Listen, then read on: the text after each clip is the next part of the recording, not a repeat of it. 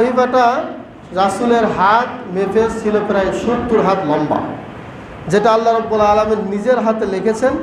এবং ওই সহিফার মধ্যে, ওই সহিফার মাধ্যমে আল্লাহ রাব্বুল আলামিন সমস্ত জ্ঞান আলী রাদিয়াল্লাহু তাআলা আনহুকে দান করেছেন। মানে নাউজুবিল্লাহ।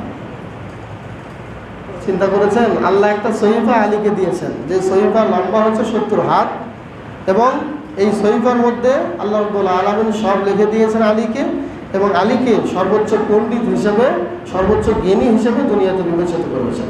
নাউজুবিল্লাহ। এরপরে আলী রাদিয়াল্লাহু তাআলা আনহুর এই কথা বলার এই জন্যই আমি পোষণ করছি, নিয়ত করেছি, সেটা হলো অনেক সময় দেখবেন অনেকে যখন কাজ করে, একটা বড় একটা শক্তিশালী বা একটা গাছের ডুব তুলতেছে, অনেকে কিন্তু এই বলে একটা তাকবীর দেয়, ইয়া আলী, ইয়া আলী। নামের ক্ষেত্রেও দেখবেন অনেকে লেখে বরকত আলী, রহমত আলী, শুকুর আলী, নেকত আলী, সাকত আলী, করে না?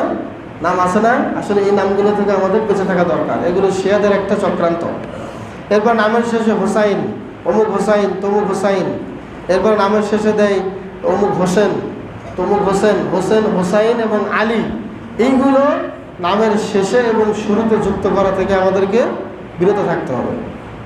নাম সুন্দর সুন্দর রাখবেন, যে নামগুলো সাহাবীদের আছে ঠিক সেই রকম। কিন্তু এই যে নামের শেষে আলী, হুসাইন, হাসান, এগুলো যুক্ত করা থেকে আমাদেরকে কি করতে হবে? দূরে থাকতে হবে। অনতি বিলম্বে হয়তো এমন একটা যুগ আসবে, এই নামগুলো দিয়েই তারা মানুষকে কি করতে পারে?